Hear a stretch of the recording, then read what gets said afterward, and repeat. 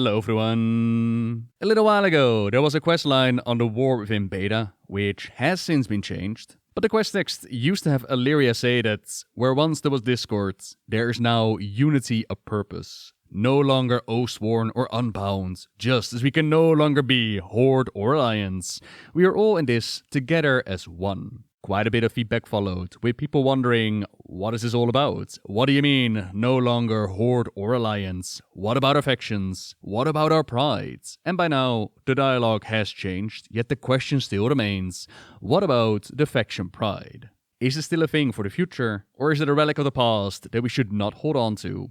I went to Twitter and I asked all of you. We ended up with a 50-50 split, which honestly surprised me quite a bit. I full on expected the majority to be in favor of faction pride. But nah, times change and all that. So let's talk about where it all began, where we currently are, and what faction pride might mean for the future.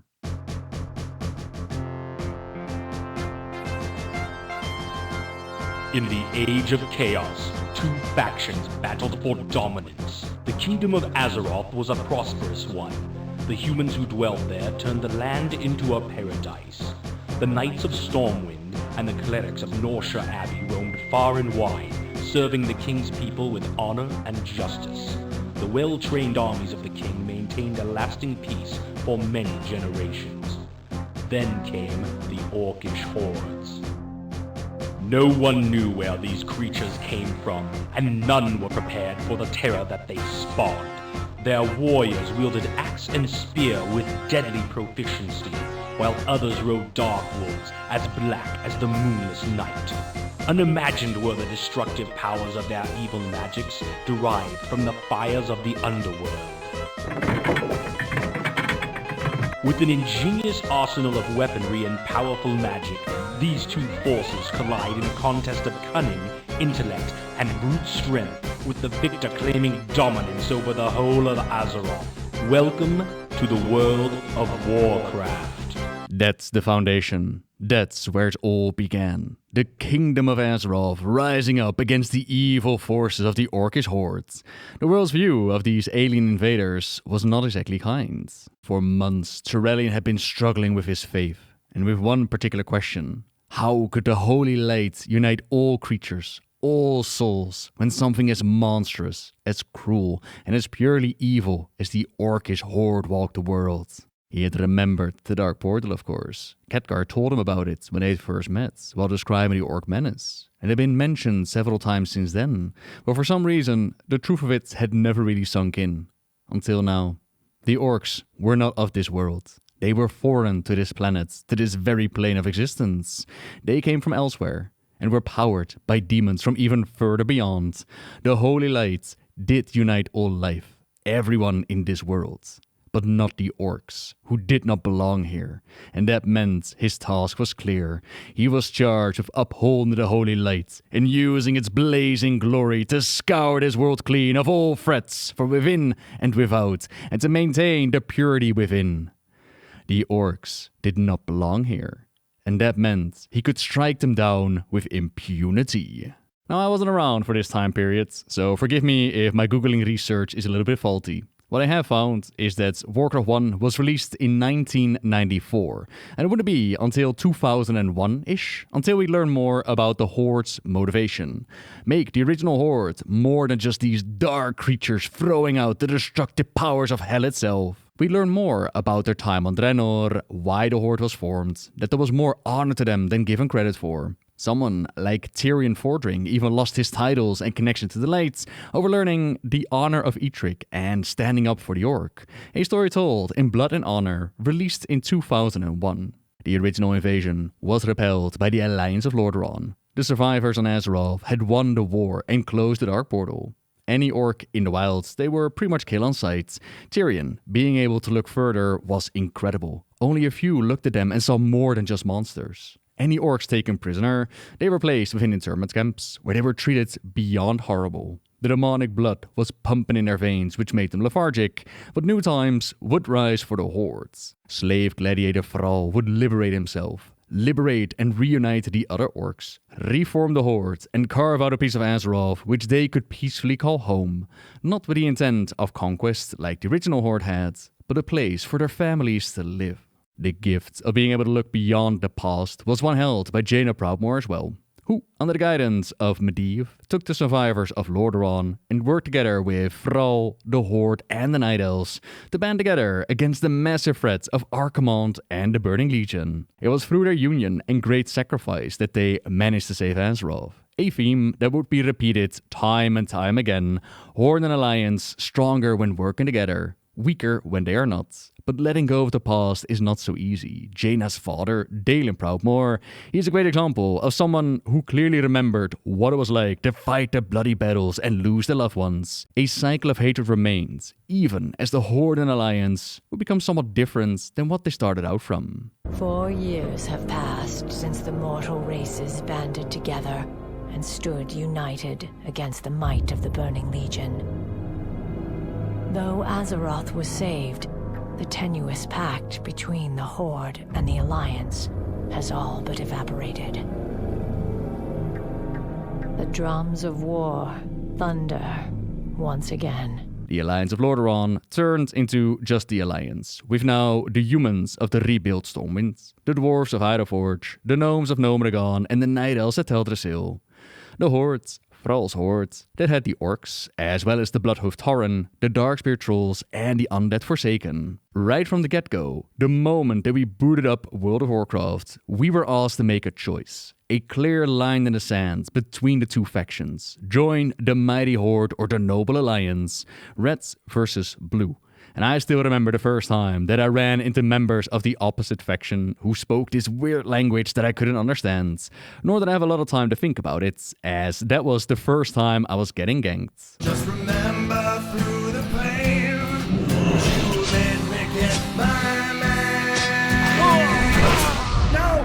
Wait!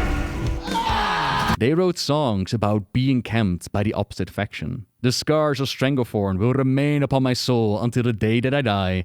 But do not worry, I've done my fair share of ganking as well, a cycle that repeats itself. The very first cutscene shown, it shows that the foundation of Warcraft 1 is still there inside of World of Warcraft. Even though the story and the motivations, they might have changed.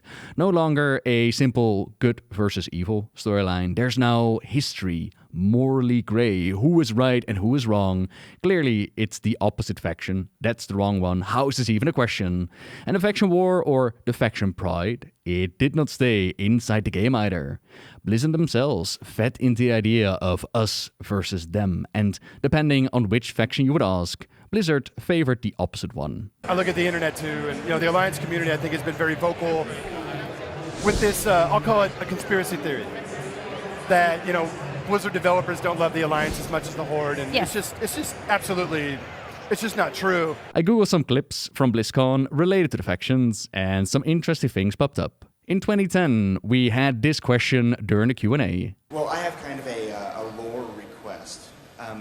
The Horde currently has 2 very shoutable, very good battle cries.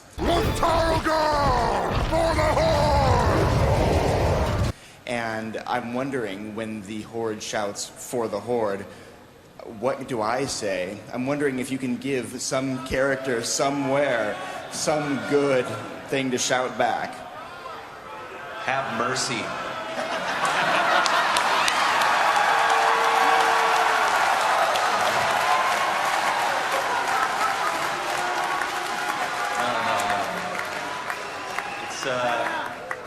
It's, we've experimented with a slew of battle cries, and nothing has ever quite matched up with For the Horde. It's hard. 8 years later. Stand as one for the Alliance! It's hard. But when we find it, you'll know. We'll keep trying. Yeah, we're gonna keep trying. We're not giving up. That's not the battle cry. We'll keep trying. That's each time.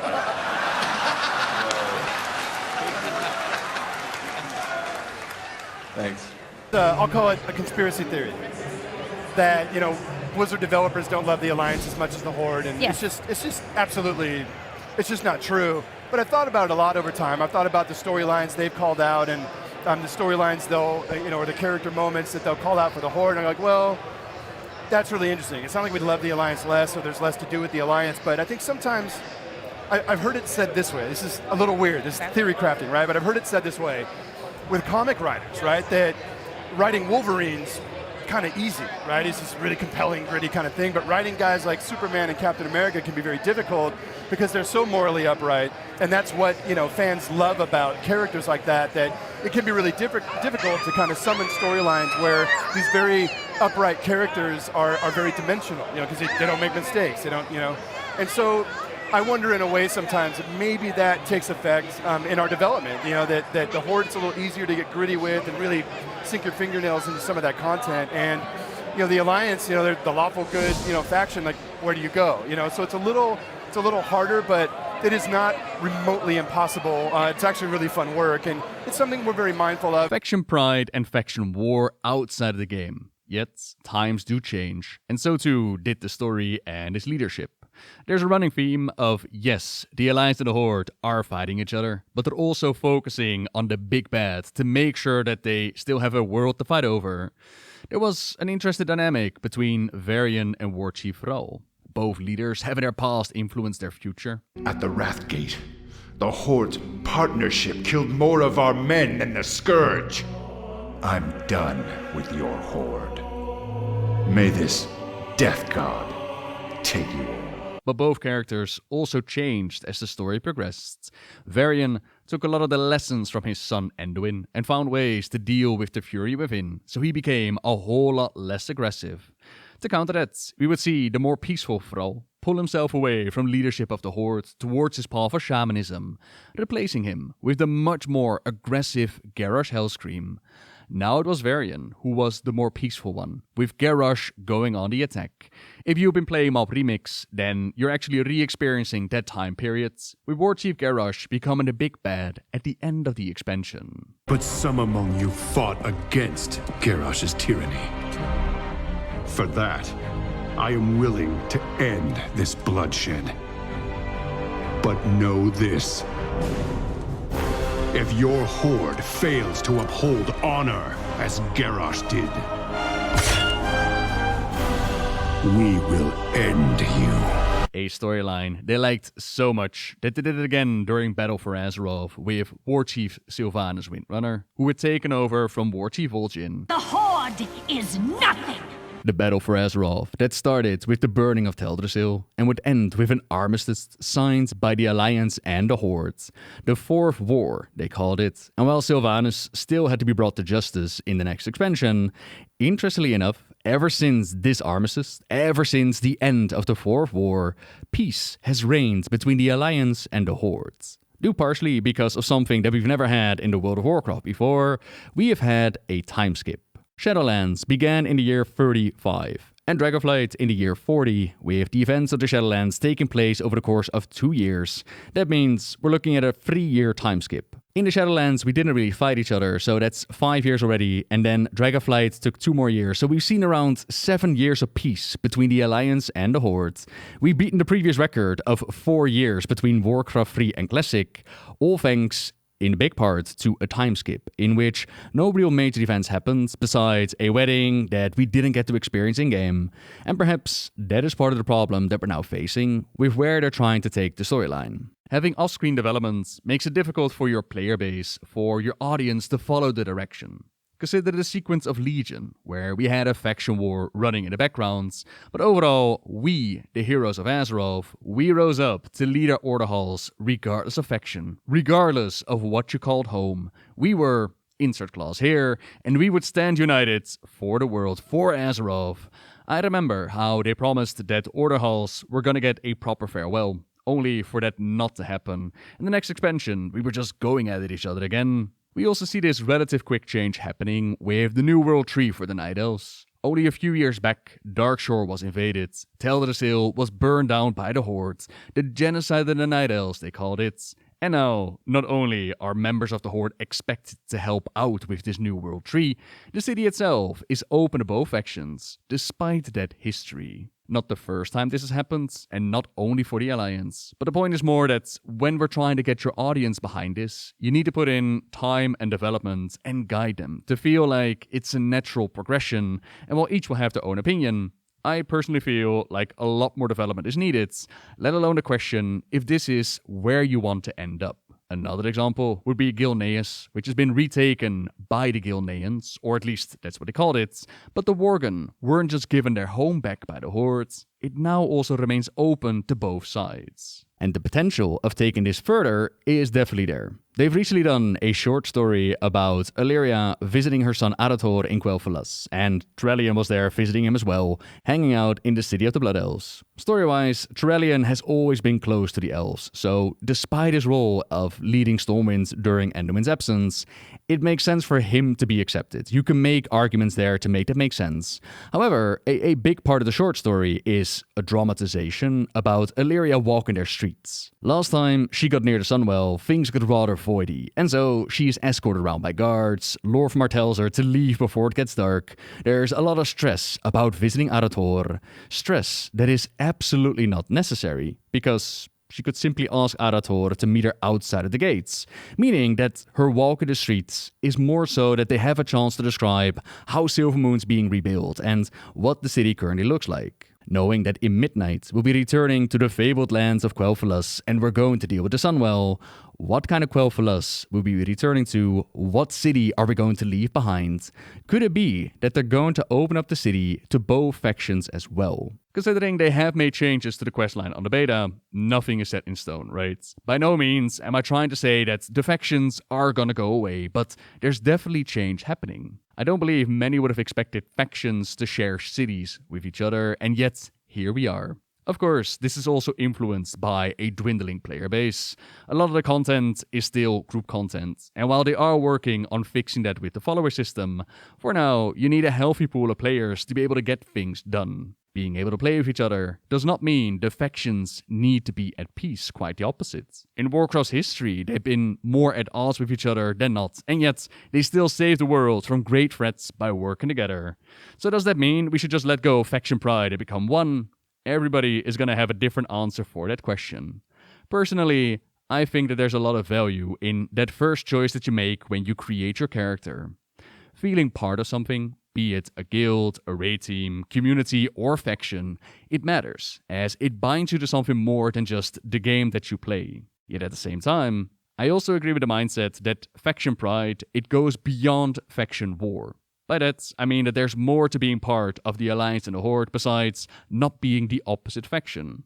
There's more to it, in my mind, than red versus blue. There's supposed to be a different morality, philosophy, an outlook at the world that makes the initial choice unique. So, for example, a Blood Elf would have a completely different outlook on the world than a Night Elf. A human and a Forsaken, they have similar yet different histories, ideologies, and priorities. Some races might find common grounds, but essentially there's a sense of identity and belonging that's supposed to be there on both sides. And so, we don't just have quest dialogue, which says Alliance and Horde should be in it as one. So too are the identities and the stories a little bit watered down, to the point that the choice, it doesn't really matter anymore. New allied races, they join both sides, and I catch myself having to look for the little icon to see what faction my character belongs to. That's something that I think is worth investing time in again. Not just building up these cosmic developments and grand-scale wars over the fate of Azeroth. What about the people that live on the planets? What does it mean to be a Worgen now having retaken your city? How are the Sylvanas loyalists holding up after being abandoned? Are the philosophies of the Horde and Alliance, are they rubbing off on the Dragfear, causing them conflict or debates? There's a lot of territory there to still instill a sense of faction pride and belonging, a sense of this is what it means to be a race amongst the noble Alliance or the savage Hordes, to chant For the Alliance! Or it makes it all more powerful when we do come together, but that's just my 2 cents, a ramble I felt like getting out. By all means, let me know what you think in the comments down below. And thank you very much for watching, everyone. Subscribe if you like my videos, leave a like if you enjoyed this one, and until next time, see ya!